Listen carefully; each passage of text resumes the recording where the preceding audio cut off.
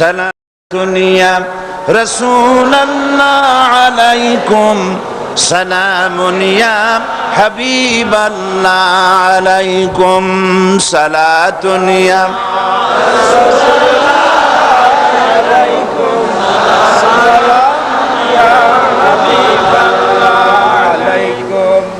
আলহামদুলিল্লাহ আলহামদুলিল্লাহ। আল্লাহ পাকের শুকরিয়া আদায় করছি।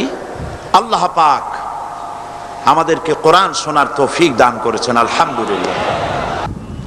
আচ্ছা, আপনারা বলেন তো, জেন, দুষ্ট জেন আর ভূত প্রেতে যদি আসর করে, তাহলে কোরআন শরীফের কোন আয়াত পড়তে হয়?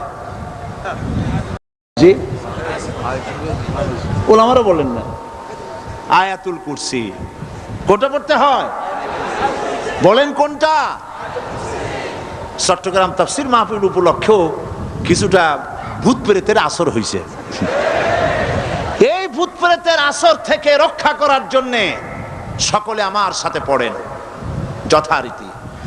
আউযু বিল্লাহি মিনাশ শাইতানির রাজিম, বিসমিল্লাহির রাহমানির রহিম। আল্লাহু লা ইলাহা ইল্লা হুয়াল হাইয়ুল কাইয়্যুম, লা তা'খুযুহু সিনাতুন ওয়ালা নাওম, লাহু মা ফিস সামাওয়াতি ওয়া মা ফিল আরদ, من ذا الذي يشفع عنده إلا بإذنه، يعلم ما بين أيديهم وما خلفهم، ولا يحيطون بشيء من علمه إلا بما شاء، وسع كرسيه السماوات والأرض، ولا يؤوده حفظهما، وهو العلي العظيم। صدق الله العظيم। সবাই বলেন সাদাকাল্লাহুল আযীম। আয়াতুল কুরসি, আগে এটার অর্থ করে নেই।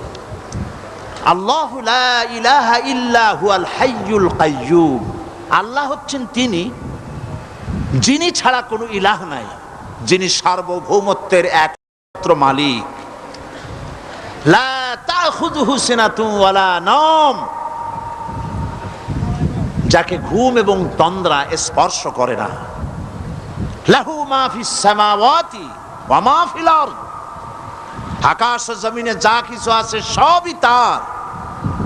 মান যাল্লাযী ইয়াশফাউ ইনদাহু ইল্লা বিইজনিহি, কে আছে এমন যে তার কাছে সুপারিশ করতে পারে তার বিনা অনুমতিতে?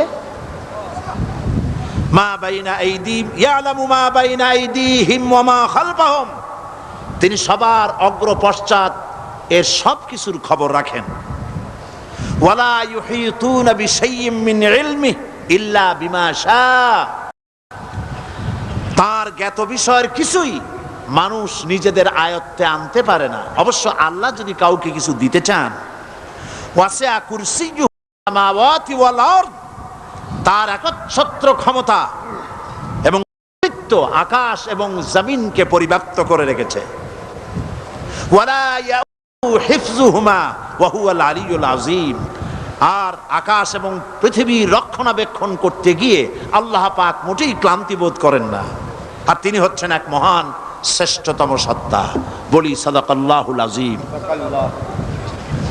আয়াতুল কুরসি, এই আয়াতটি আয়াতুল কুরসি হিসেবে পরিচিত। কি নামে পরিচিত? আয়াতুল কুরসি। এখানে মহান আল্লাহ পাকের এমন সব পূর্ণাঙ্গ পরিচিতি পেশ করা হয়েছে যার নজির গোটা কোরআন শরীফে নাই। সুবহানাল্লাহ। তাই হাদিস শরীফে এই আয়াতটিকে শ্রেষ্ঠ আয়াত বলা হয়েছে। কোরআন শরীফের কি আয়াত? শ্রেষ্ঠ আয়াত বলা হয়েছে। আমরা প্রত্যেকটি ফরজ নামাজের পরে এই আয়াতে কারিমা পড়ে থাকি, ঠিক কিনা বলে? আল্লাহ বলেছেন প্রত্যেক ফরজ নামাজের পরে আয়াতুল কুরসি যে ব্যক্তি পাঠ করবে, কিয়ামতের দিন আল্লাহ রাব্বুল আলামিন ওই ব্যক্তির ব্যাপারে সিদ্ধান্ত নেবেন, আল্লাহ তাকে জান্নাত দান করে দিবেন। হতে পারে এবার আপনারা কেউ করতে পারেন, বাস ওয়াজ আর না শুনলে চলবে, আয়াতুল কুরসি পড়বো আর জান্নাতে চলে যাব। না, বিষয়টা এমন নয়। বিষয়টা হচ্ছে আয়াতুল কুরসির মধ্যে এমন কিছু কথা আছে যা বুঝে যদি পড়ে আর আমল করে আল্লাহ পাক কিয়ামতের সিদ্ধান্ত নেবেন, জান্নাত দিয়ে দিবেন। সুবহানাল্লাহ, বলেন সুবহানাল্লাহ। এর কারণ হলো আয়াতুল কুরসির মধ্যে আল্লাহ পাক সার্বভৌমত্বের কথা বলেছেন। আজ আমরা স্লোগান দেই সব সমস্যার সমাধান। ও মাশাআল্লাহ, চট্টগ্রামের সবাই বোধহয় এই পরিচিত স্লোগানটা জানেন না। জবাব তা আপনারা জবাব দিতে পারলেন না কেন? সব সমস্যার সমাধান দেন স্লোগান আপনারাই।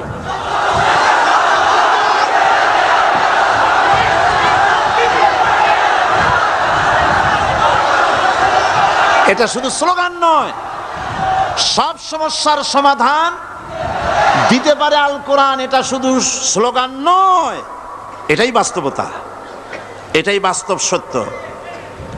আয়াতুল কুরসির মধ্যে রয়েছে একটি জটিল সমস্যার সমাধান, যাকে সহজ কথায় বলা যায় গদি সমস্যার সমাধান।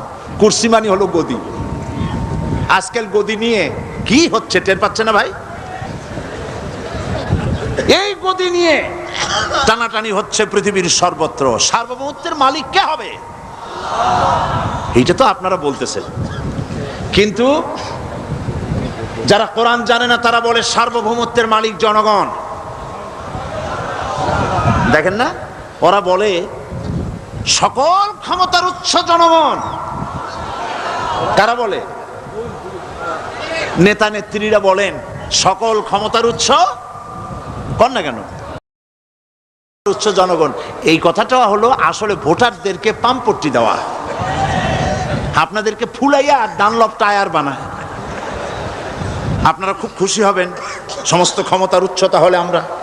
আরে বাবারা, তোমরা সকল ক্ষমতার উৎস যার পেট ভরা ময়লা, নাকের মধ্যে ছাতা, দাঁতে ছাতা,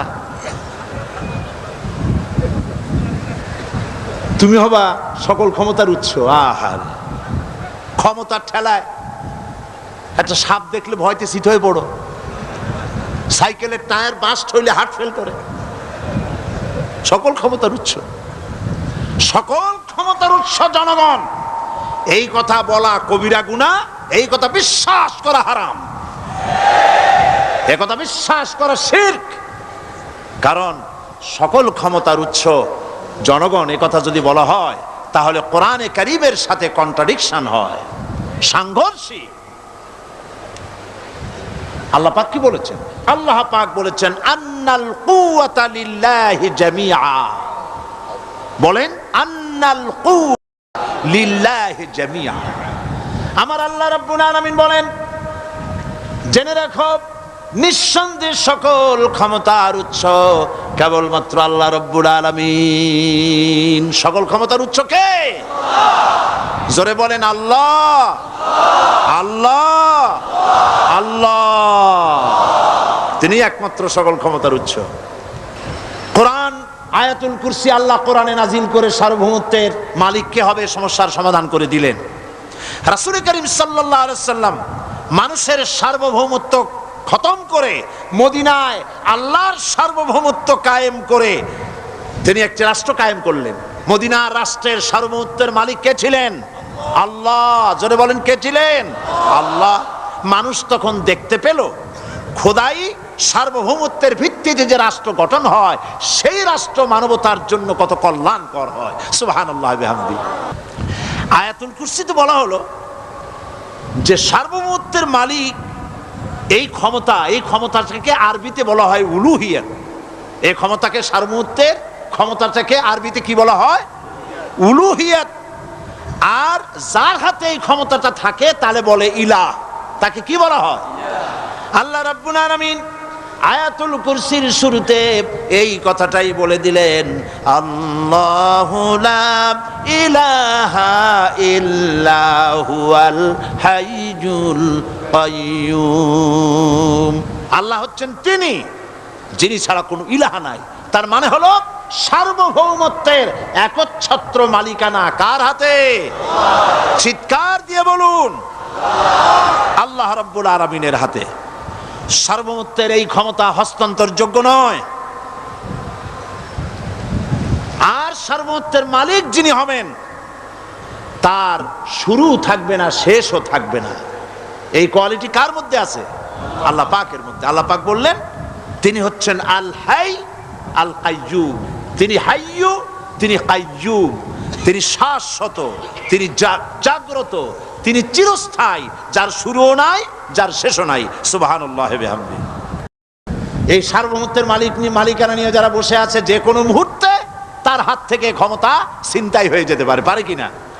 আর ঘুমায় থাকলে, সার্বভৌমত্বের মালিক দাবি করে যদি ঘুমায় থাকে, ততক্ষণ ভারপ্রাপ্ত বানাবে কারে? এই জন্য মালিক হচ্ছেন আল্লাহ পাক, যাকে ঘুম এবং তন্দ্রা স্পর্শ করে না। সার্বভৌমত্বের মালিকের কোয়ালিটি আল্লাহ পাক বলছেন লা তাখুযুহু সিনাতুন ওয়ালা নাওম। পড়েন সবাই, লা তাখুযুহু সিনাতুন ওয়ালা নাওম। তার ঘুমও নাই, তন্দ্রাও নাই। হযরত মূসা আলাইহিস সালাম আল্লাহ পাকের কাছে একবার প্রশ্ন তুলেছেন, আল্লাহ পাক তুমি নাকি? আল্লাহ বলেন তুমি বিশ্বাস করো না? মূসা আলাইহিস সালাম বলছেন অবশ্যই বিশ্বাস করি। আল্লাহ পাক বললেন বিশ্বাস যদি করো তাহলে বুঝানো যাবে। হযরত ইব্রাহিম আলাইহিস সালাম বলেছিলেন আল্লাহ পাকের কাছে, কাইফা রব্বি আরিনি কাইফা তুহিল মাউতা। হে রব, তুমি আমারে দেখাও কেমনে তুমি মৃত্যুকে জিন্দাকে মৃত্যু করো, মৃত্যুকে জিন্দা করো, একটু দেখাও আমারে। আল্লাহ পাক বললেন আওয়ালাম তুমিন, বিশ্বাস করো না?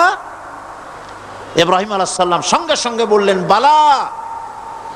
নাম বললেন না। বালা মানেও হ্যাঁ, নাম মানেও হ্যাঁ, কিন্তু একটু বেশ কম আছে।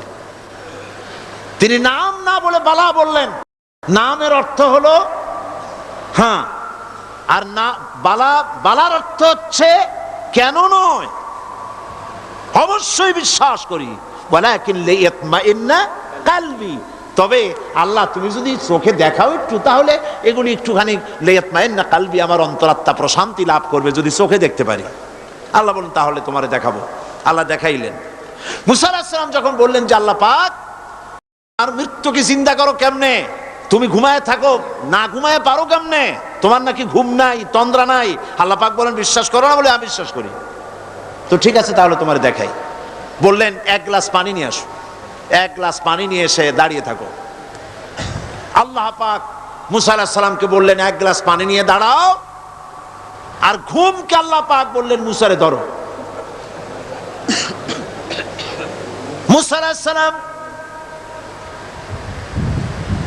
নিদ্রাচ্ছন্ন হলেন, তন্দ্রা এসে গেল, হাত শিথিল হয়ে হাতের থেকে পানি ভর্তি গ্লাস পড়ে ভেঙে চুরমার হয়ে গেল।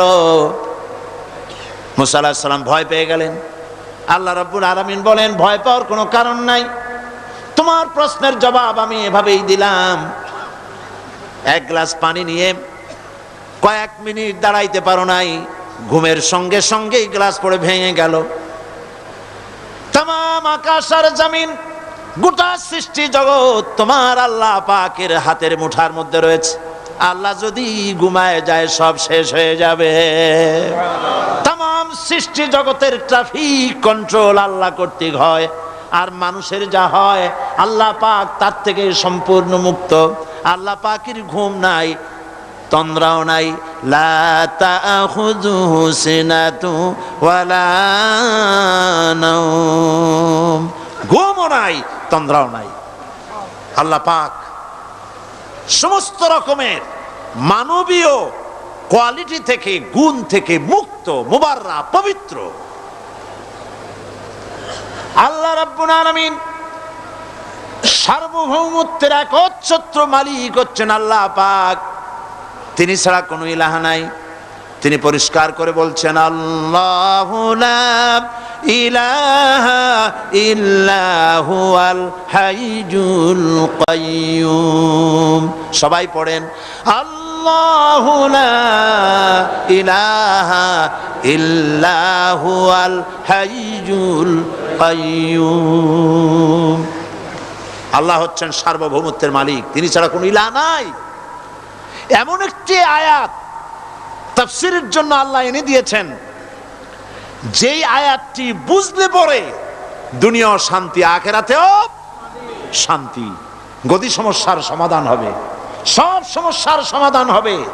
আয়াতুল কুরসি এমন আয়াত, যা তেলাওয়াত করলে, বুঝলে, আমল করলে কিয়ামতের দিন আল্লাহ পাক তার সম্পর্কে সিদ্ধান্ত নেবেন, জান্নাত দিয়ে দিবেন।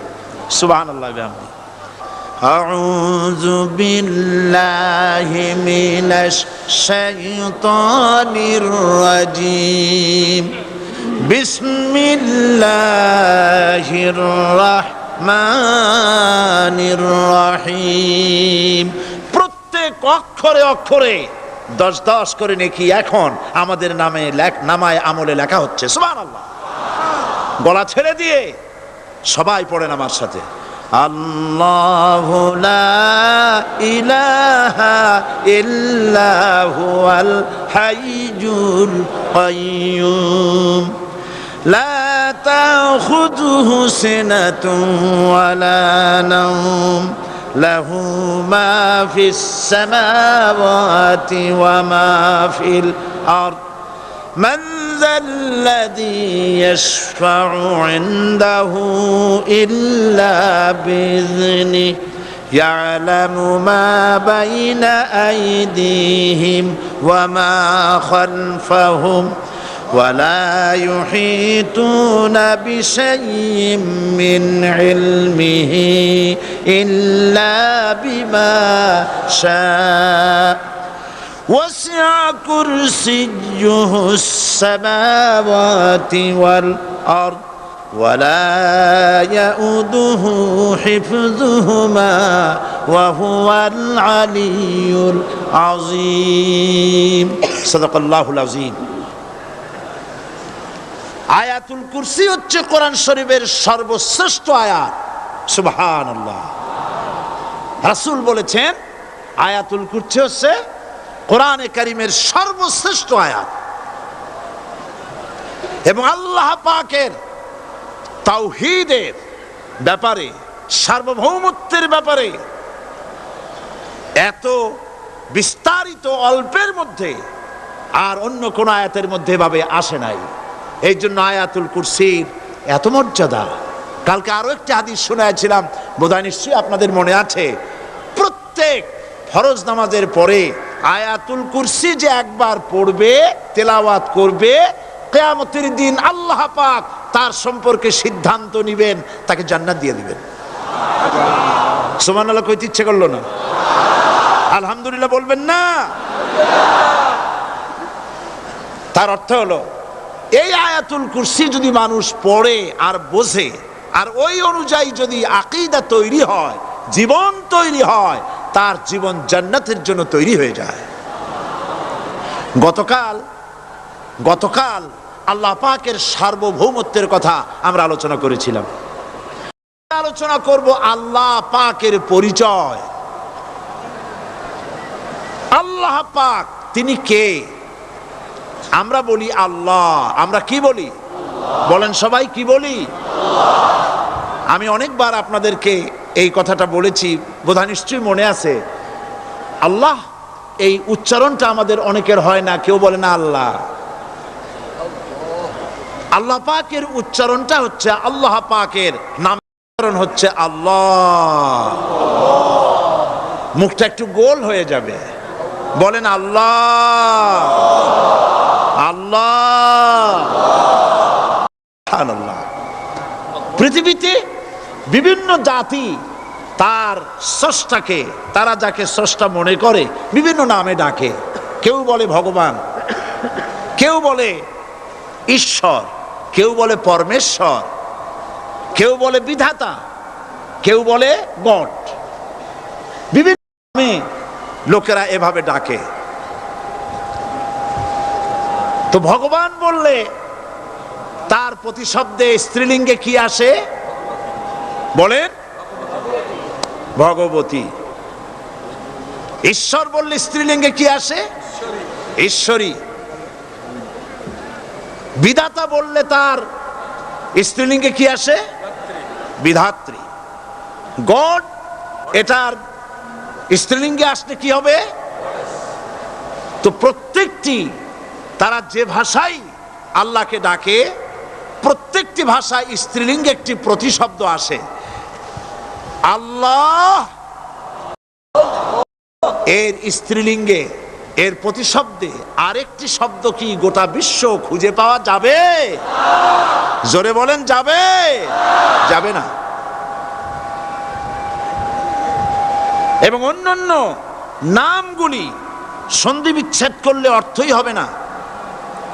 গড এটাকে যদি উল্টায়া বলা হয় তাহলে কি হয়ে যাবে? এবার দেখুন, আল্লাহ এই নাম, আল্লাহর পরিচয় কি? যদি বলা হয় যে আল্লাহর পরিচয় কি, শুধু আল্লাহ দিয়ে আল্লাহকে চেনা যাবে, আল্লাহকে চেনা যাবে। আল্লাহ রাব্বুল আলামিন বলছেন, আল্লাহু লা ইলাহা ইল্লা হুয়াল হাইয়ুল কাইয়্যুম। আল্লাহ হচ্ছেন তিনি যিনি ছাড়া কোনো ইলাহ নাই, মাবুদ নাই, উপাস্য নাই। সুবহানাল্লাহ। এখন আল্লাহর যদি প্রথম একটা অক্ষর আলিফ ছেড়ে দেওয়া হয় তাহলে থাকবে কি? লিল্লাহ। এই লিল্লাহ দিয়েও কেউ যদি আল্লাহর পরিচয় পেতে চায় তাহলে পেয়ে যাবে। আল্লাহ রাব্বুল আলামিন কোরআনে কারীমের ভিতরে শুধু লিল্লাহ দিয়েও আল্লাহকে চেনার ব্যবস্থা করেছেন। লিল্লাহি মা ফিস সামাওয়াতি ওয়া মা ফিল আরদ।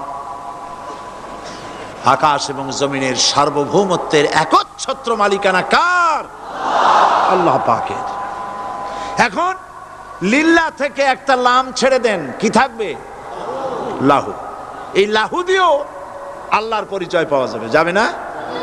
কোরআন বলছে, লাহু মাকালিদুস সামাওয়াতি ওয়াল আরদি ইউবসিতুর রিজকা লিমান ইয়াশা। আকাশ এবং জমিনের রিজকের চাবিকাঠি আল্লাহ পাকের কাছে, যারে খুশি তিনি পর্যাপ্ত রিজেক তিনি দান করেন। সুবহানাল্লাহ। এবার লাহুর লাম ছেড়ে দেন, থাকবে কি? একটা অক্ষর। এই একটি অক্ষর দিয়ে আল্লাহ পাকের চেনা যাবে। ইন্নাহু হুয়াল গফুরুর রহিম।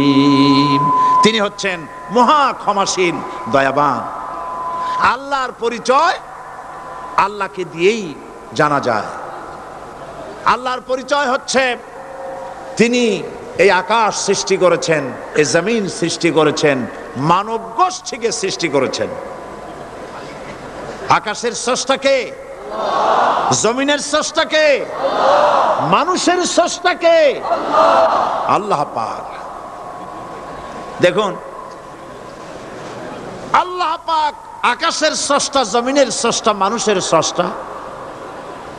এই কথাকে ভুলিয়ে দেওয়ার জন্যে, এই কথাটিকে ভুলিয়ে দেওয়ার জন্য আল্লাহকে অস্বীকার করছে এক শ্রেণীর লোকেরা। তারা বলছে দেয়ার ইজ নো গড, স্রষ্টা বলতে কেউ নাই। Unseen is nothing. আল্লাহ পাক কোরআনকে বোঝার জন্য, আল্লাহকে চেনার জন্য ব্যবস্থা করেছেন। ওরা বলছে কি আনসিন ইজ নাথিং। যা দেখা যায় না সেটা কিছুই না, সেটা বিশ্বাস করি না। তো আল্লাহর যখন রং নাই, গন্ধ নাই, তাকে বিশ্বাস করি কেমনে? বলেন নাউজুবিল্লাহি মিন যালিক। আরে ভাই, তোমরা তো এমন বহু জিনিস আছে যা না দেখে বিশ্বাস করো। আপনারা কি বাতাস দেখেছেন? বিশ্বাস করেন কিনা? বিশ্বাস করেন কিনা? আপনারা কি ইথার দেখেছেন? বিশ্বাস করেন কিনা? ফুলের গন্ধ দেখেছেন কিন্তু বিশ্বাস করেন কিনা? মাধ্যাকর্ষণ শক্তি, ল অফ গ্রাভিটেশন আপনারা চোখে দেখেছেন? বিশ্বাস করেন কিনা? অনেক জিনিস এমন আছে যা আমরা চোখে দেখি না কিন্তু বিশ্বাস করি। হযরত ইমাম আবু হানিফা রাহমাতুল্লাহ আলাইহির সাথে এক নাস্তিকের বহস হবে। স্থান এবং তারিখ নির্ধারণ করা হলো। ইমাম সাহেব দেরি করে আসলেন। নাস্তিক বলছে, আমি আপনার সঙ্গে কোনো বিতর্কে যেতে চাই না, কারণ আপনি ওয়াদা রক্ষা করতে পারেন নাই, নির্ধারিত সময় অন্তত 3 ঘন্টা পরে এসেছেন। তিনি বললেন, আমি কেন দেরি করলাম সেটা তো তুমি জিজ্ঞেস করবে। আচ্ছা বলেন কেন দেরি করেছেন? তিনি বললেন, দেখো, এই জায়গায় আসার পথে একটা নদী বেঁধেছিল, তা কি করে? আমার কাছে পারাপারের কোনো বন্দোবস্ত ছিল না। এক পর্যায়ে হতাশ হয়ে গেলাম, আমার বোধহয় যাওয়াই হবে না। শেষ পর্যন্ত আমি দেখতে পেলাম হঠাৎ করে আমার পাশে একটা ফলের বীজ পড়লো, তা দিয়ে একটা গাছ অঙ্কুরিত হলো। দেখি না তা গাছটা একটা ময়ূর হয়ে পরিণত হয়ে গেল। কই থেকে একটা করাতে সে গাছটা কেটে ফেলে দিল। ফটাফট কতগুলি তক্তা বেরিয়ে আসলো। কোথার থেকে একটা হাতুড়ি আর কতগুলি লোহা এসে ঠাস ঠাস করে বাড়ি লেগে একটা কিস্তি তৈরি হয়ে গেল। কিস্তিটার ধাপায় পড়লো নদীতে, আমি লাফ দিয়ে উঠলাম, তাই দেরি হলো। নাস্তিক বলছে, আপনার সাথে আমি জানছিলাম যে আপনি অত্যন্ত বুদ্ধিমান মানুষ, কিন্তু যে ঘটনা শুনাইলেন আপনার স্ক্রু একটাও টাইট আছে বলে মনে হয় না। আপনার সাথে আর কোনো বহস নয়। তিনি বললেন, কেন? কই বহস না, আপনি বলছেন যে এইরকম একটা গাছ চারা হয়ে গেল, সাথে সাথে বিনা মিস্ত্রিতে গাছটা কাটলো, তারপর এইটা দিয়ে তক্তা হলো, লোহা আসলো, হাতুড়ি হইলো, বিনা মিস্ত্রিতে কিস্তি তৈরি হয়ে গেল, নৌকা এটা পড়লো নদীতে, আর বিনা মাঝিতে আপনি পার হয়ে আসলেন। এটা কি আদৌ সম্ভব?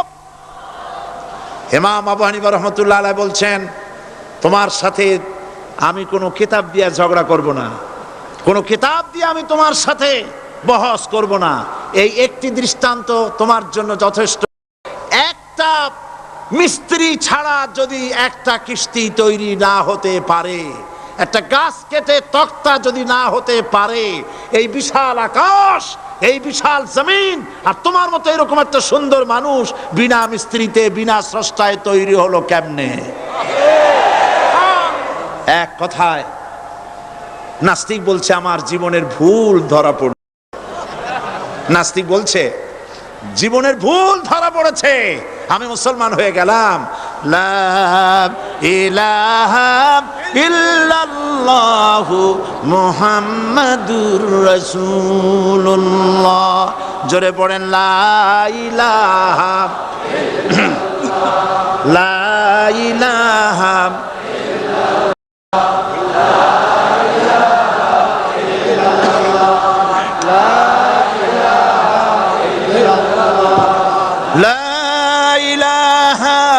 ইল্লাল্লাহু মুহাম্মাদুর রাসূলুল্লাহ।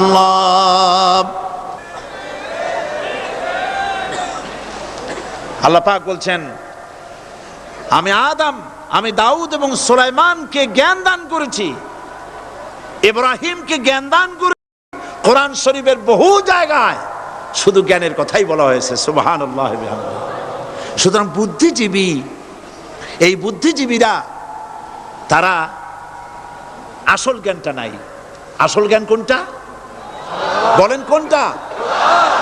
ডক্টর শহীদুল্লাহ মরহুম, আমি অনেকবার বলেছি তার কথা, তাকে জান্নাতুল ফেরদাউস নসিব করুন, বলেন আমিন। ডক্টর শহীদুল্লাহ মরহুম বলতেন তার লোকদেরকে যে তোমরা বিদেশ থেকে অনেক ডিগ্রি নামের আগে আনতে পারো, তোমরা পণ্ডিত, একথা আমি স্বীকার করি, কিন্তু কোরআন শরীফের জ্ঞান যদি না থাকে তাহলে পণ্ডিতের আগে আর একটা শব্দ বসবে, মূর্খ পণ্ডিত। কোরআনের জ্ঞান পাণ্ডিত্যকে পরিপূর্ণ করে দেয়। কারণ ওয়ামা উতীতুম মিনাল ইলমি ইল্লা কালিলা, সুবহানাল্লাহ। আল্লাহ পাক বলছেন তোমাদেরকে সামান্যতম জ্ঞান দান করেছি। কতটুকুন জ্ঞান? কতটুকুন? সামান্যতম জ্ঞান দান করেছি। সুতরাং আল্লাহ পাক কোরআনের মধ্যে তার নিজের পরিচয় ছোট্ট একটি সূরার মধ্যে ব্যাপক আকারে বলে দিয়েছেন। কি? কুল হুয়াল্লাহু আহাদ। সবাই পড়েন আমার সাথে, কুল হুয়াল্লাহু আহাদ আল্লাহুস সামাদ লাম ইয়ালিদ ওয়া লাম ইউলাদ ওয়া লাম ইয়াকুল লাহু কুফুয়ান আহাদ। আল্লাহ পাক বলেন আল্লাহ এক এবং একক, তিনি কারো মুখাপেক্ষী নন, তিনি কাউকে জন্ম দেন নাই, তাকেও কেউ জন্ম দেয়নি। আকাশ আর জমিনে আল্লাহর সমকক্ষ কেউ নাই। সুবহানাল্লাহ। তাকে কেউ জন্ম দেয়নি, তিনিও কাউকে জন্ম দেননি। তিনি এক, তিনি ছিলেন, তিনি আছেন, তিনি থাকবেন। তার শুরুও নাই, তার শেষও নাই। সুবহানাল্লাহ। এই আল্লাহ রাব্বুল আলামিন তার পরিচয় আয়াতুল কুরসি সার্বভৌমত্বের পরিচয় দিয়েছে, আল্লাহর পরিচয় দিয়েছে। আল্লাহ তিনি খালিক।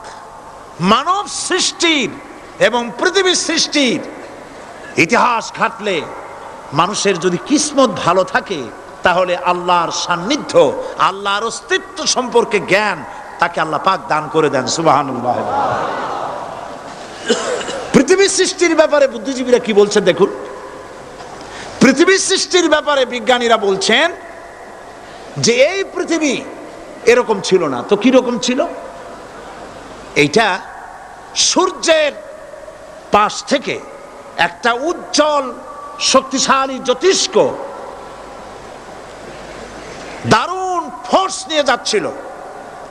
সেই ফোর্স সহ্য করতে না পেরে সূর্যের একটি দুর্বলতম অংশ সূর্য থেকে ছিটকে মহাশূন্যে পড়ে গেল, আর ঘুরতে ঘুরতে এই পৃথিবীর অস্তিত্ব লাভ করলো।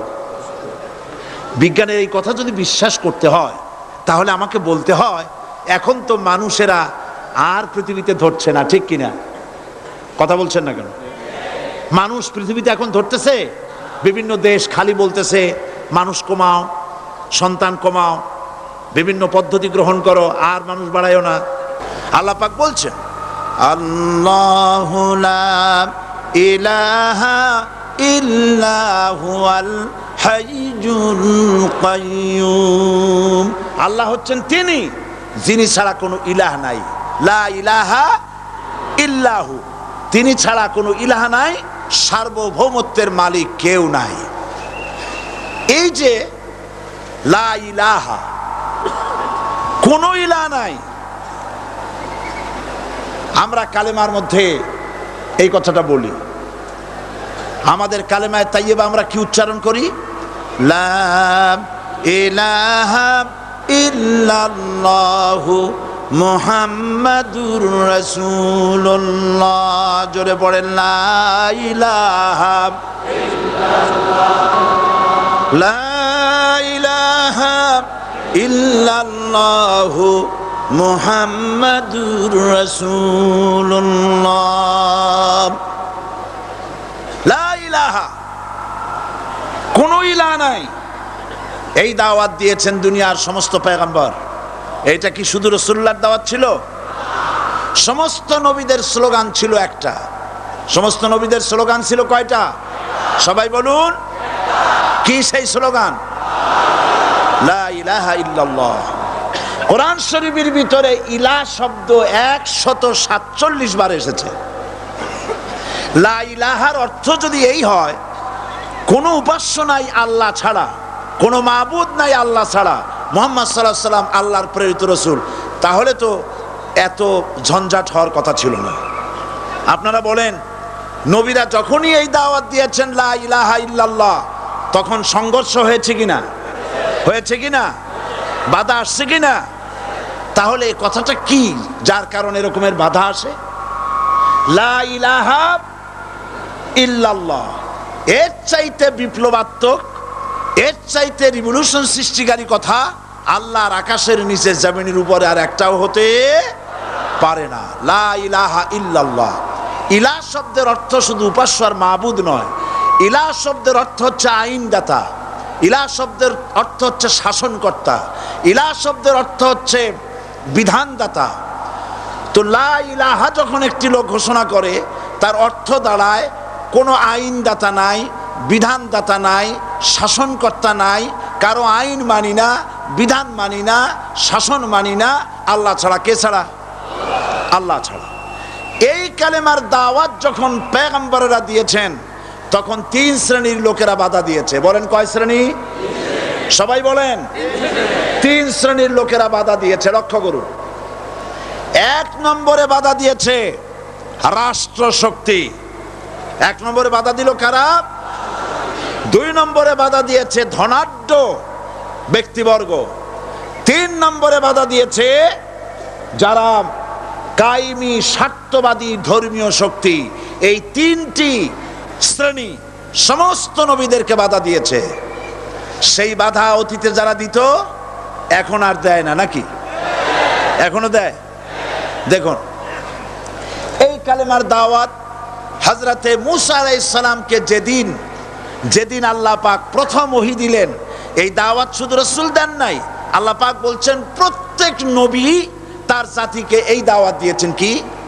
আল্লাহ রাব্বুল আলামিন বলেন সকল নবী তার কওমকেই বলে দাওয়াত দিয়েছেন, ইয়া কওমি ইবুদুল্লাহা মা লাকুম মিন ইলাহিন গায়রু।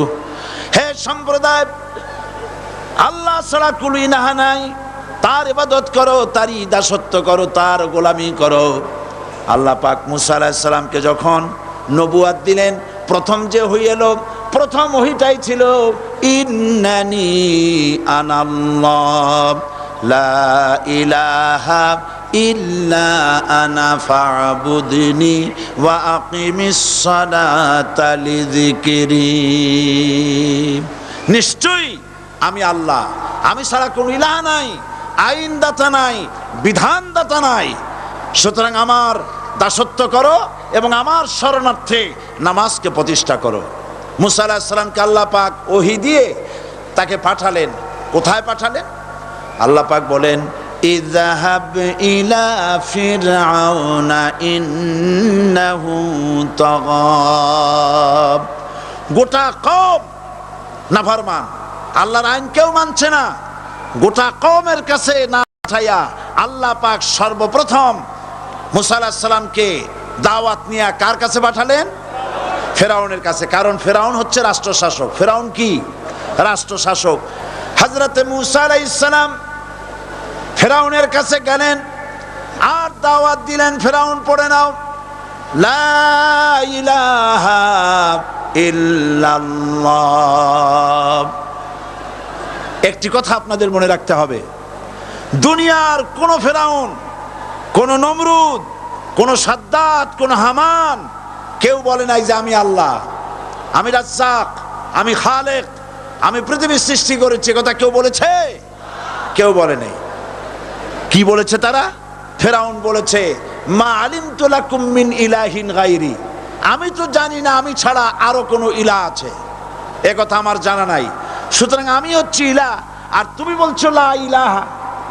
তার মানে হচ্ছে ওই সময় পয়গম্বরেরা, আল্লাহর নবীর সাহাবীরা তারা জানতেন যে আমরা কিসের দাওয়াত দেই, আর যারা শুনতো তারাও বুঝতো কিসের দাওয়াত শুনতেছি। আজ আমার দেশে একই কালেমার দাওয়াত দেওয়া হয়, কিন্তু মানুষেরা বুঝতে পারে না কি শুনতেছি। ভাষা জানার ব্যাপারে, বোঝার ব্যাপারে হলো আসল বিষয়।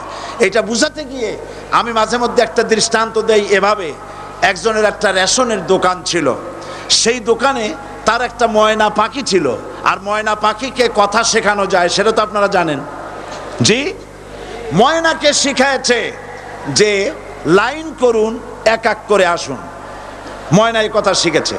সকালবেলায় যখন রেশনের দোকানে ভিড় পড়ে গেছে, তখন ওই পাখি খাঁচার মধ্যে বসে বলছে লাইন করুন, এক এক করে আসুন। একদিন খাঁচার দরজা খোলা পেয়ে পাখি উড়ে গিয়ে গাছের ডালে বসেছে। আশেপাশে যত পাখি ছিল তারা চিন্তা করলো এই রকমের পাখি তো কখনো দেখি নাই। ময়না তো দেখতে কাকের মতো না, শালিকের মতো না, দেখতে একটা ভিন্ন রকম। ওরা এসে চতুর্দিক থেকে এই নবান্তক এই যে নতুন এসেছে ওরে ঠোকরানো শুরু করেছে চতুর্দিক থেকে। ঠোকরানি খেয়ে ময়না বলতেছে লাইন করুন, এক এক করে আসুন। এখন ময়না তো বোঝে না যে কি বলতেছি, আর যে পাখিরা ঠোকরাচ্ছে তারাও তো বোঝে না যে কি শুনতেছি। ময়না যদি বুঝতো যে আমি কি বলি, সবাই মিলে ঠোকরায়, তাই জান বাঁচে না। লাইন করে ঠোকরাইনি তো কলজে যাবে, সব ঠোঁটে ঠোঁটে চলে বোঝে নাই। আমাদের অবস্থা তাই হয়েছে। সুতরাং এই কালেমার দাওয়াত যখন হযরতে মুসা আলাইহিস সালাম দিলেন, ফেরাউন বলল আমি তো জানি না যে আমি ছাড়া আরো কোন ইলা আছে, আইনদাতা তো আমি, তুমি নতুন কোথা থেকে আইনদাতা নিয়ে আসছো?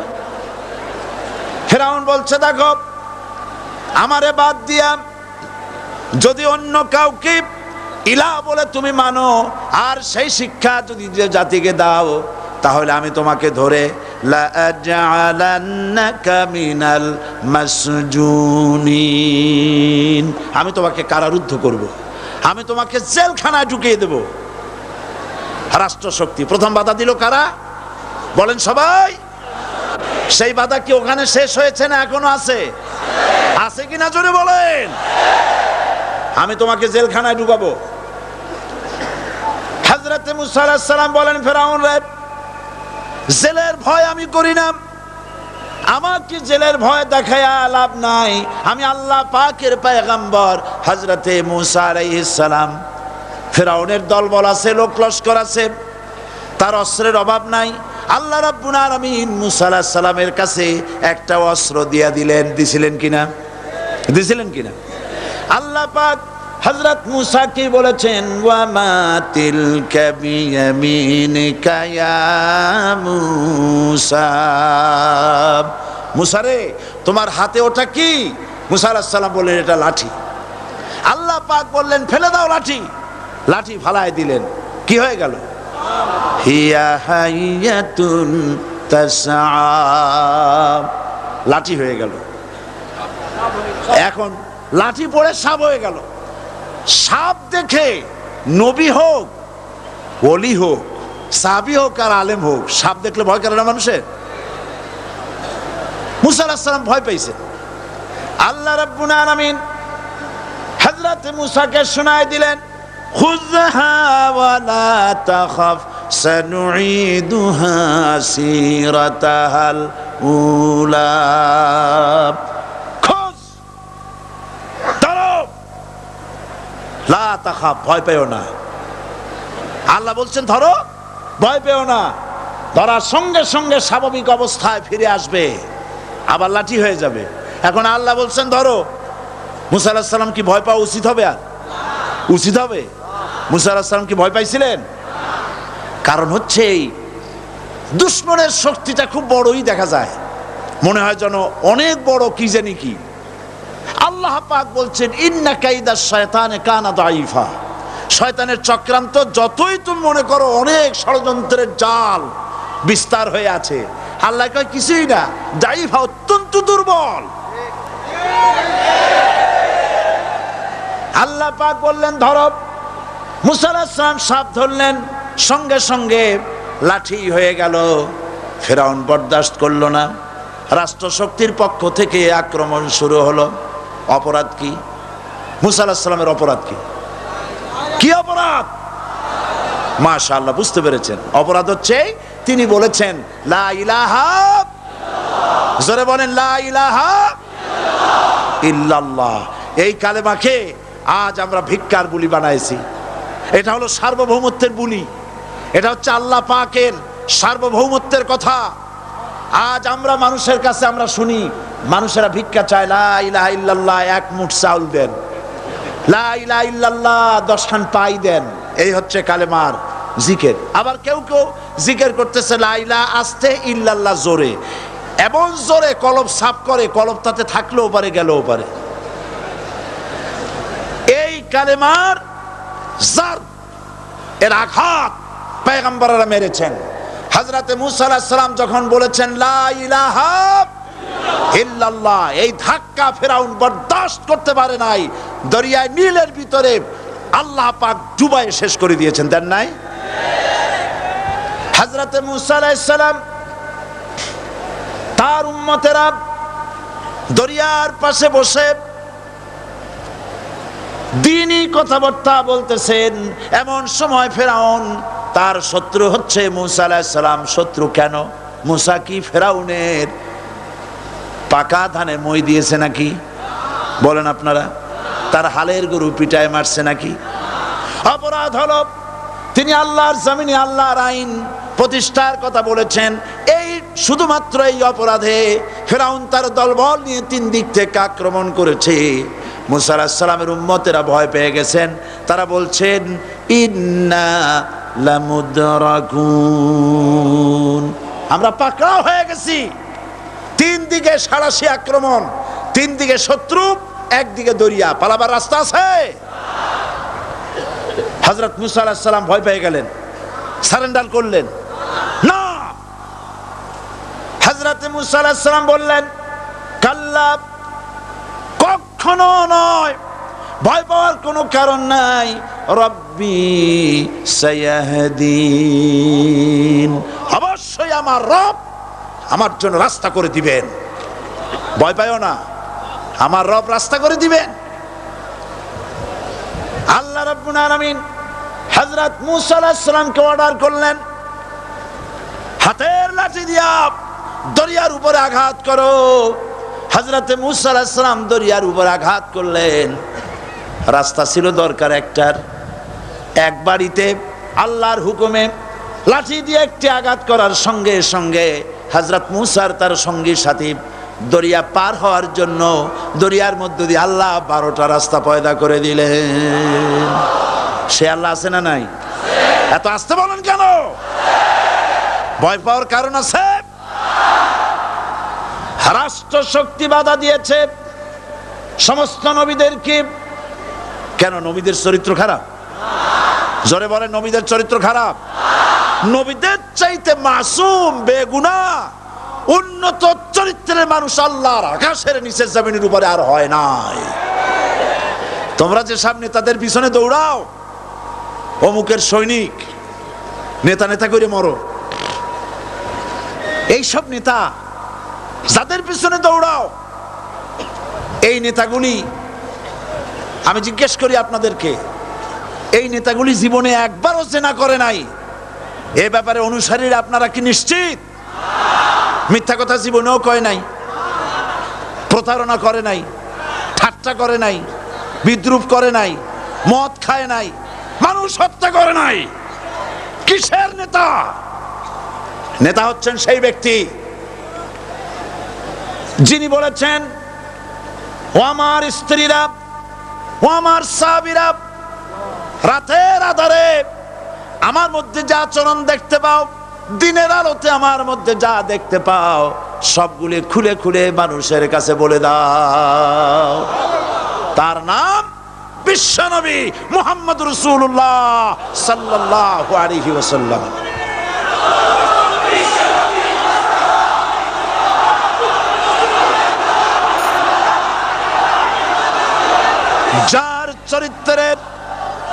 যার চরিত্রের সার্টিফিকেট আল্লাহ রাব্বুল আলামিন নিজে দিচ্ছেন, ওয়া ইন্নাকা লাআলা খুলুকিন আযীম।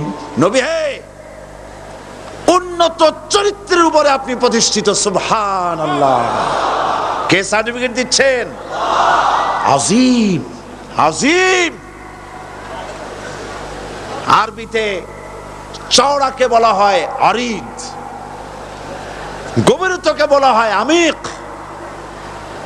কত প্রশস্ত, যা মাপার কোনো ফিতা নাই, কত গভীর, যা মাপার কোনো যন্ত্র নাই, এইটাকে আরবিতে বলা হয় আজিম। সুবহানাল্লাহ বলতে ইচ্ছে করে না? ও নবী, তোমার চরিত্র এমন যা মাপার মতো যন্ত্র পৃথিবীতে নাই। লা ইলাহা ইল্লাল্লাহ। পড়েন সবাই, লা ইলাহা ইল্লাল্লাহ।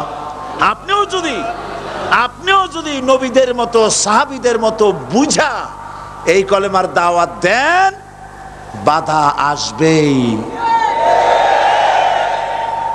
বোঝাবুঝির ব্যাপার, বুঝতেই সারলো।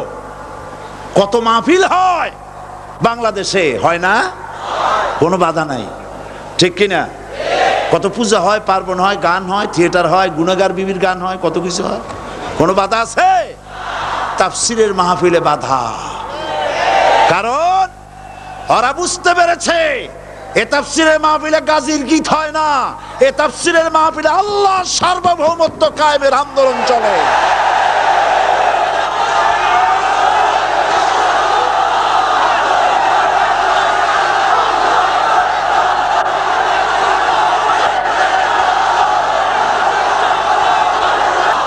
বিশ্বকবি আল্লামা ইকবাল কি সুন্দর করে বলেছেন, আজ ভি হো জু ইব্রাহিম কা ইমা पैदा आकर सकती है एक अंदाज़े गुलिस्तां पैदा।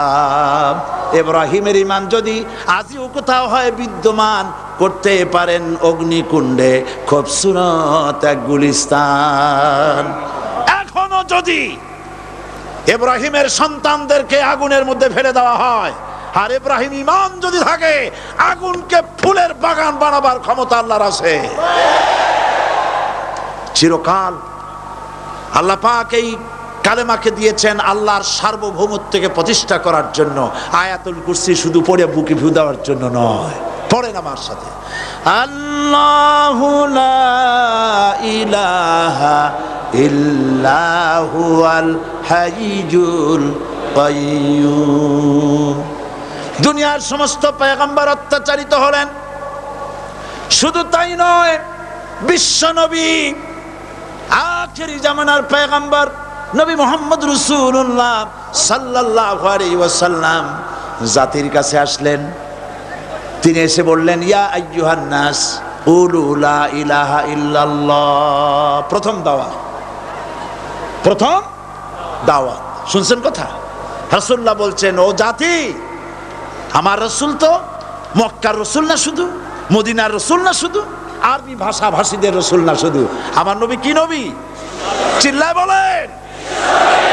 তাই তিনি বলেছেন, ও বিশ্বের মানবতা, বিশ্বের মানব গোষ্ঠী, যদি মুক্তি পেতে চাও, নাজাত পেতে চাও, উচ্চারণ করো, বিশ্বাস করো, আমল করো, বলো লা ইলাহা ইল্লাল্লাহ। জোরে পড়েন, লা ইলাহা ইল্লাল্লাহ, লা ইলাহা ইল্লাল্লাহু মুহাম্মাদুর রাসূলুল্লাহ। কোরআনে কারীমের ভিতরে আয়াতুল কুরসির মধ্যে বলে দিয়েছেন, আল্লাহু লা ইলাহা ইল্লাহু আল হাইয়ুল কাইয়্যুম। প্রাণ খুলে সবাই পড়েন, বসা মানুষ, দাঁড়ানো মানুষ, আল্লাহু লা ইলাহা ইল্লাহু আল হাইয়ুল কাইয়্যুম। আল্লাহ রাব্বুল আলামিন, তিনি ছাড়া কোনো ইলাহ নাই, তিনি সার্বভৌমত্বের মালিক, কেউ নাই আল্লাহ ছাড়া। এই কথা মানুষকে ঘোষণা করতে হবে। সুবহানাল্লাহ ওয়ালহামদুলিল্লাহ লা ইলাহা ইল্লাল্লাহ। সুবহানাল্লাহ ওয়ালহামদুলিল্লাহ লা ইলাহা ইল্লাল্লাহ। সুবহানাল্লাহ ওয়ালহামদুলিল্লাহ লা ইলাহা ইল্লাল্লাহ, লা ইলাহা ইল্লাল্লাহু মুহাম্মাদুর রাসূলুল্লাহ। আল্লাহুম্মা আমিন। রব্বানা যালামনা আনফুসানা ওয়া ইন লাম তাগফির লানা ওয়া তারহামনা লানাকুনান্না মিনাল খাসিরিন। সবাই পড়েন আমার সাথে, রব্বানা ظلمنا أنفسنا وإن لم تغفر لنا وترحمنا لنكونن من الخاسرين ربنا ظلمنا أنفسنا وإن لم تغفر لنا وترحمنا لنكونن من الخاسرين আলোচনায় যদি কোনো ভুল হয়ে থাকে আল্লাহ দয়া করে মাফ করে দাও রব্বুল আলামিন আমাদের দোয়া দুরুদি জিকির আজকারে আমাদের আলোচনায় তুমি যে খুশি হয়েছো যতটুকুন তার সবটুকুন বিশ্বনবী মুহাম্মাদুর রাসূলুল্লাহ সাল্লাল্লাহু আলাইহি ওয়াসাল্লামের রূহ মুবারকে পৌঁছায়া দাও রব্বুল আলামিন